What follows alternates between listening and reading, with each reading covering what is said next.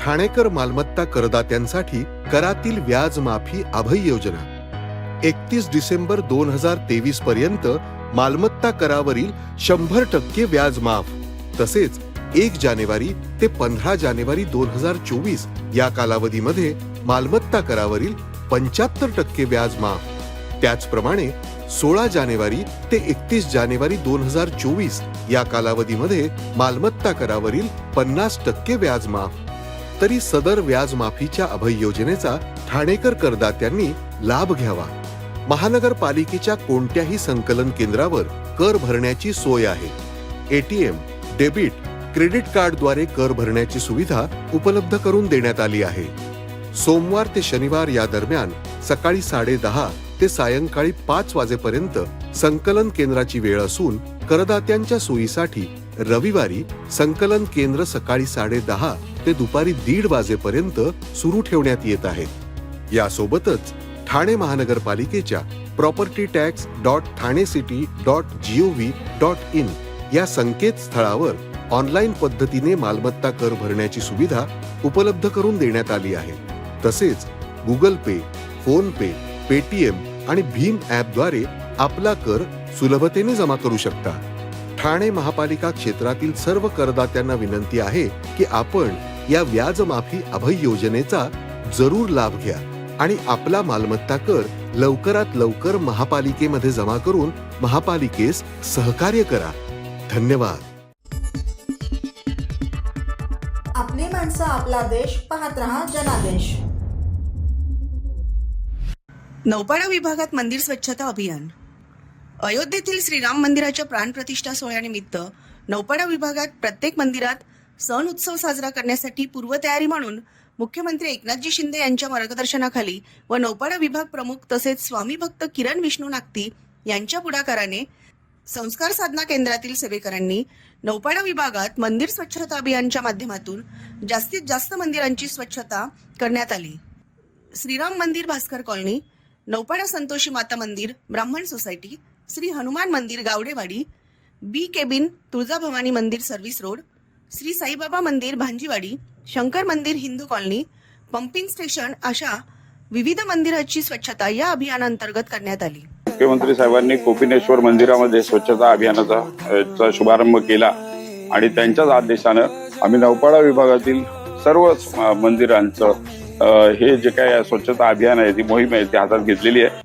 या अभियानात किरण नागती यांच्या नेतृत्वात संजय पवार, आनंद अशोक दिघे, राकेश साळुंके, रघुनाथ रसाळ, विजय डावरे, अशोक कदम, दिनेश सतपाळ, रमाकांत चौधरी, कमलाकर पाटील, हर्षल आठवले, तुषार लोकरे, मनोज पाफळवले, जयराम पांचाळ, साहिल मिश्रा, अथर्व नागती व इतर श्री स्वामी समर्थ संस्कार साधना केंद्रातील सेवेकरी तसेच महापालिका कर्मचारी सहभागी होते। ब्युरो रिपोर्ट, जनादेश। आपली माणसं, आपला देश, पाहत रहा जनादेश। स्वित्झर्लंडमध्येही घुमणार जय श्रीरामचा नारा। अयोध्येत प्रभू श्रीरामचंद्रांचा प्राणप्रतिष्ठा सोहळा येत्या 22 जानेवारी रोजी पार पडत असतानाच स्वित्झर्लंडमध्येही हा क्षण अत्यंत श्रद्धापूर्वक साजरा करण्यात येणार आहे। या निमित्ताने येथे अनेक धार्मिक उपक्रमांचे आयोजन करण्यात आले असून त्याचे निमंत्रण मुख्यमंत्री एकनाथ शिंदे यांनाही देण्यात आले। स्वित्झर्लंडमधील दावोस शहरात आयोजित करण्यात आलेल्या जागतिक आर्थिक परिषदेला उपस्थित राहण्यासाठी मुख्यमंत्री एकनाथ शिंदे स्वित्झर्लंड येथे पोहोचले। यावेळी येथील बृहन महाराष्ट्र महामंडळाच्या सदस्यांनी विमानतळावर पारंपरिक पद्धतीने पण जल्लोषात त्यांचे स्वागत केले। यासोबतच बृहन महाराष्ट्र मंडळ स्वित्झर्लंड आणि हिंदू स्वयंसेवक संघाच्या वतीने राम मंदिराची प्राणप्रतिष्ठा होईपर्यंत पुढील आठवडाभर अनेक कार्यक्रमांचे आयोजन येथे केले आहे। यात प्रामुख्याने रामजप लेखन, हनुमान चालिसा, रामरक्षा पठण, सुंदरकांड पठण, सूर्यनमस्कार घालणे तसेच 22 तारखेला मंदिरात रामज्योती प्रज्वलित करणे अशा उपक्रमांचा समावेश आहे। दावोस दौऱ्यासाठी पोहोचताच मुख्यमंत्री एकनाथ शिंदे यांना स्थानिक मराठी बांधव भगिनींनी या सोहळ्याचे निमंत्रण दिले। तसेच 22 तारखेला राम मंदिर प्राणप्रतिष्ठा सोहळ्यात सहभागी झाल्यावर त्यांची ही सेवा प्रभू श्रीरामाच्या चरणी रुजू करावी अशी विनंती केली। आमच्या वतीने ते अयोध्येला जातील आणि रामचरणी सगळ्या महाराष्ट्राचं भलं हो आणि भरभराट हो याच्यासाठी प्रार्थना करतील आणि ते मार्गी लावतील अशी सगळ्यांची अपेक्षा. आणि स्वित्झर्लंडमध्ये हिंदू स्वयंसेवक संघ स्वित्झर्लंड आणि आम्ही सगळे मराठी इथे राम नाम साधना हा उत्सव साजरा करत आहोत. 500च्या वर परिवार याच्यात सम्मिलित आहेत आणि आज मुख्यमंत्री साहेब जेव्हा दावोस दौऱ्यावर इथे आले आहेत तेव्हा आमच्या सगळ्यांच्या वतीने मी हे निमंत्रण त्यांना देतो. या विनंतीचा स्वीकार करून त्यांनी दिलेल्या निमंत्रण पत्रिकेचा शिंदे यांनी स्वीकार केला. यावेळी राज्याचे उद्योगमंत्री उदय सामंत तसेच बृहन महाराष्ट्र मंडळ स्वित्झर्लंडचे सर्व सदस्य उपस्थित होते. ब्युरो रिपोर्ट जनादेश. आपली माणसं आपला देश पाहत रहा जनादेश. सर्व नागरिकांना आवाहन करण्यात येत आहे की सध्या डासांमार्फत पसरणाऱ्या डेंग्यू या आजाराचा प्रसार रोखण्यासाठी प्रत्येकाने पुढील प्रमाणे कार्यवाही करावी. डेंग्यू आजार एडिस इजिप्ती हा डास चावल्याने होतो. या डासांची पैदास साचलेल्या किंवा साचवलेल्या स्वच्छ पाण्यामध्ये होते. 8 दिवसांपेक्षा जास्त दिवस पाणी उघडे व साचून राहिल्यास त्यात डास अंडी घालतात. अंड्यांच्या अळ्या तयार होऊन पुढे डास तयार होतात.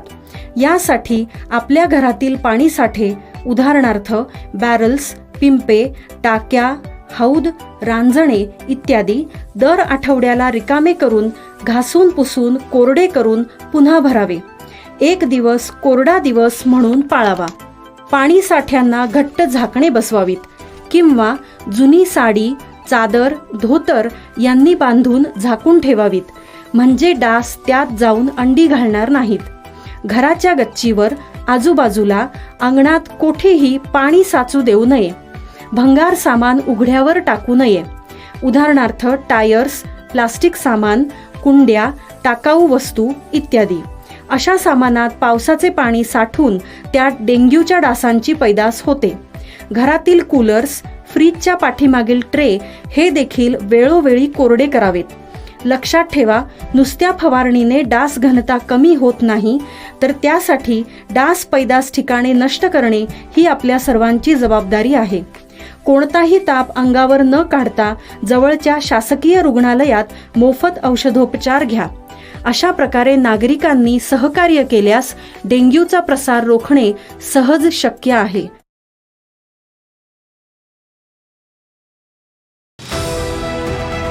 TJSB सौर शक्ती कर्ज गो ग्रीन, करा वीज बिलावर बचत. आकर्षक व्याजदर, 84 महिने परतफेड कालावधी, 80% लोन, व्यावसायिक आणि उद्योजकांकरता सुद्धा. अधिक माहितीसाठी तुमच्या जवळच्या शाखेला भेट द्या किंवा संपर्क साधा. 1800-223-466 आणि 1800-266-3466.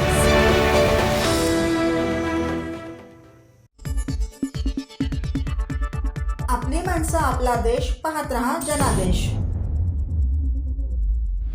आयुष मंत्रालय भारत सरकारतर्फे ठाण्यात प्रथमच राष्ट्रीय आरोग्य मेळा. आयुर्वेद सर्वांसाठी, जीवनशैलीजन्य विकारांच्या व्यवस्थापनातील नवीन दृष्टिकोन हे तत्व स्वीकारून अखिल भारतीय आयुर्वेद महासंमेलनाच्या वतीने तसेच आयुष मंत्रालय भारत सरकारच्या सहकार्याने ठाण्यात राष्ट्रीय आरोग्य मेळा व AIAC कॉन 2024 आयोजित करण्यात आले आहे. अशी माहिती आज एका पत्रकार परिषदेत देण्यात आली. राम गणेश गडकरी रंगायतन व श्री समर्थ सेवक मंडळ डॉक्टर मूस मार्ग ठाणे पश्चिम येथे आयुर्वेदिक महासंमेलन संपन्न होणार आहे. महासंमेलनाला प्रमुख पाहुणे म्हणून महाराष्ट्र राज्याचे मुख्यमंत्री एकनाथ शिंदे, अध्यक्ष म्हणून पद्मश्री पद्मभूषण वैद्य देवेंद्र त्रिगुणा, अध्यक्ष राष्ट्रीय आयुर्वेदिक विद्यापीठ आणि अखिल भारतीय आयुर्वेदिक महासंमेलन ट्रस्ट आणि सर्वानंद सोनोवाल केंद्रीय आयुष मंत्री, श्रीपाद नाईक केंद्रीय मंत्री, डॉक्टर महेंद्र मुंजापरा केंद्रीय आयुष राज्यमंत्री यांच्यासह Padmashri Vaidya Rajesh Kotecha secretary ministry of Ayush Bharat सरकार, Aarti Ahuja secretary ministry of labour and employment Bharat सरकार, Vaidya Jayant Devpujari chairman national commission for Indian system of medicine, doctor Manoj Nesari adviser Ayurveda ministry of Ayush Bharat सरकार आणि Vaidya Rakesh Sharma president board of ethics and registration NCISM आदी मान्यवर उपस्थित राहणार आहेत. तणाव नियोजन वेदना व्यवस्थापन, योग आणि आयुर्वेद, संधी विकार व्यवस्थापन, योग आणि सत्वावजय चिकित्सा, स्वस्थ जीवनासाठी आयुर्वेद, आयुर्वेदातून रोग प्रतिकार शक्ती, आयुर्वेदातील त्वचा व केसांची काळजी, स्त्री विकारांचे व्यवस्थापन, पचन विकारांचे व्यवस्थापन, आयुर्वेदिक दिनचर्या व स्वास्थ्यपूर्ण आहार, सामान्य जीवनशैलीजन्य विकारांचं व्यवस्थापन या विषयांवर आयुर्वेदिक तज्ज्ञांची मार्गदर्शक व्याख्याने आयुर्वेदिक महासंमेलनात होणार आहेत. नागरिकांसाठी काय चिकित्सा, जनरल मेडिसिन, त्वचा विकार, योग व डाएट, सर्जरी, स्त्रीरोग, बालरोग, नेत्ररोग, कान नाक घसा आदी आजारांवर मोफत रुग्ण तपासणी करण्यात येणार आहे.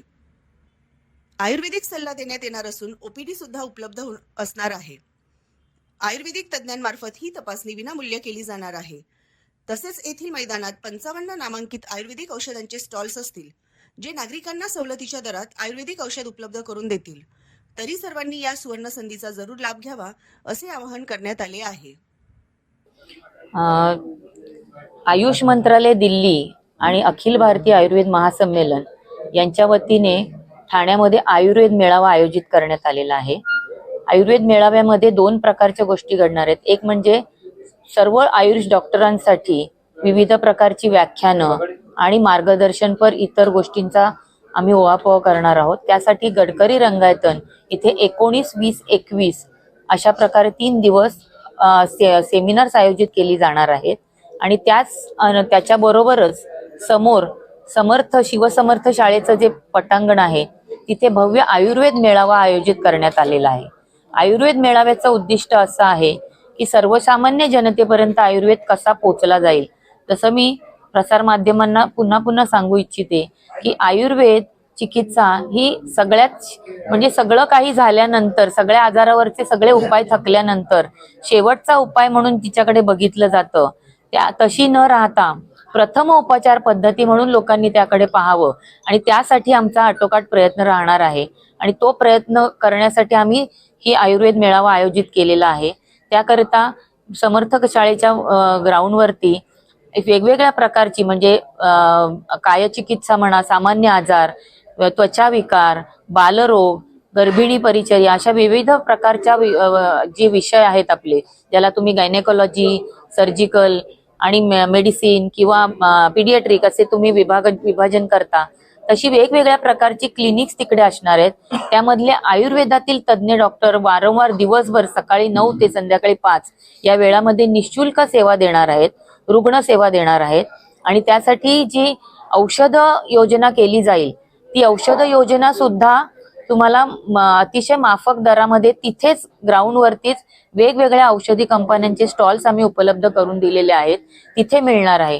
त्याशिवाय नुसतंच औषधी योजना नाही तर सामान्य जनतेसाठी जसं आयुर्वेद सांगतो तुम्हाला की स्वस्थस्य स्वास्थ्य रक्षण, म्हणजे तुम्ही आजारीच पडू नका. तर ते आजारी पडू नका कसं, तर ती जीवनशैली कशी असावी आयुर्वेदानुसार, त्यासाठी आमच्याकडे काही तज्ज्ञ मंडळी दिवसभर 3 दिवस व्याख्यानं घेणार आहेत विविध प्रकारची. आणि त्यासाठी समस्त ठाणेकरांना माझं आवाहन आहे की ती सगळी व्याख्यानांचा त्यांनी वेळोवेळी जे आम्ही त्याचं कार्यक्रमाचं शेड्यूल आता सगळीकडे जाहीर करणार आहोत आणि सगळीकडे पत्रकं पण ठाणेभर लागणार आहेत, तर त्या त्यांच्या मार्गदर्शनाचा त्यांनी मॅक्झिमम लाभ घ्यावा अशी मी सगळ्यांना ठाणेकरांना कळकळीची विनंती करते. ब्युरो रिपोर्ट, जनादेश.